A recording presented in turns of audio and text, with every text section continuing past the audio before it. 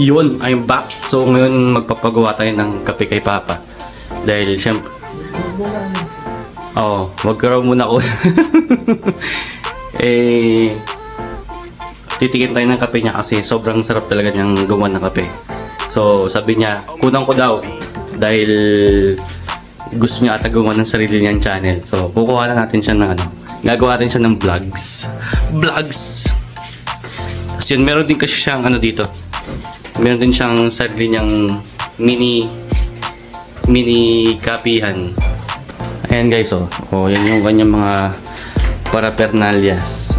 May quote of the day pa. Kita niyan, a great attitude is like a perfect cup of coffee. Don't start your day without it. Yan. Yan yung sarili niyang coffee shop.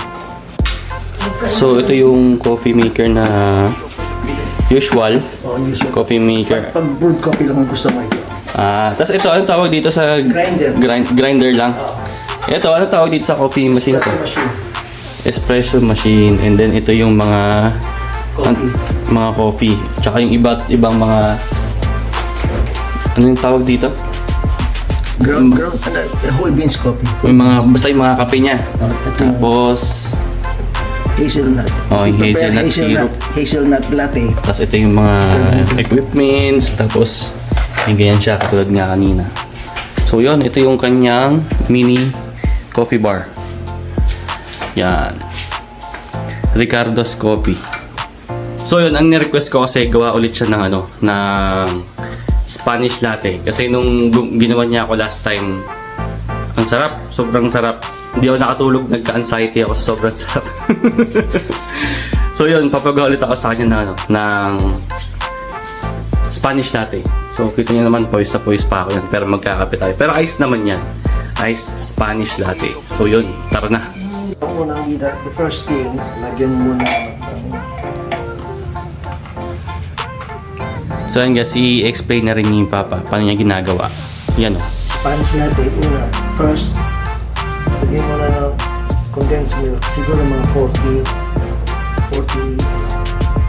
grams. 40 grams daw ng condensed milk. Make it 50. Pwede natin dagdagan. Mamahaling condensed milk dalawan. Ano daw? So yan, after ng condensed milk, nagdagdag siya ng Ice. mga ice. Then After ng ice, nagdagdag siya milk. ng milk. So hindi lang siya basta-basta yung fresh milk. Ito siya yung Oatly.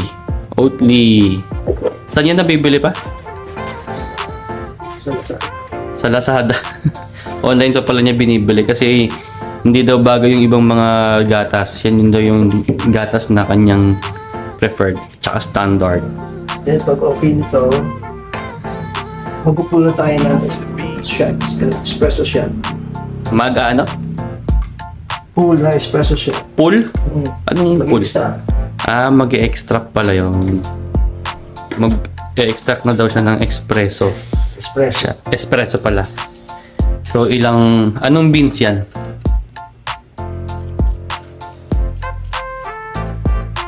Oo. So ang bango ng kape. Ilang grams? 13 grams. 13 grams ng coffee beans.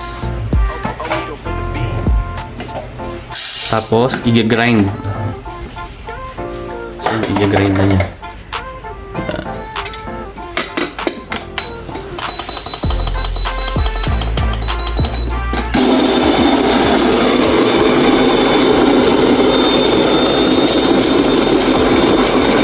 Yun patiin niya na grind. Yun na pinong-pino na.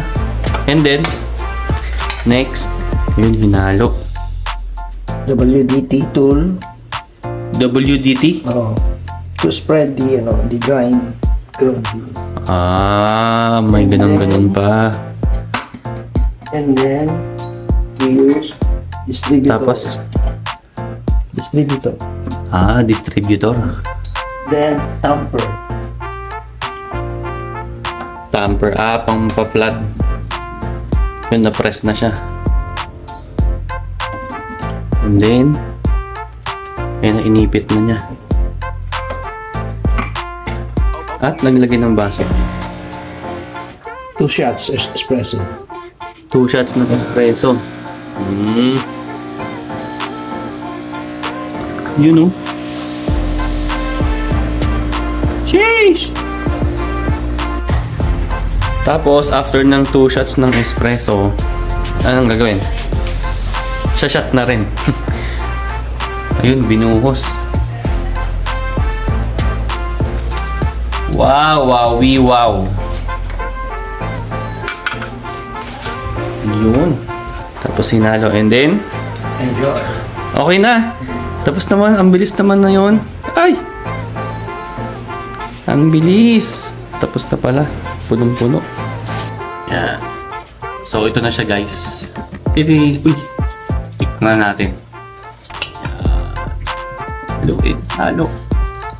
Yan. Yan. Tikman natin.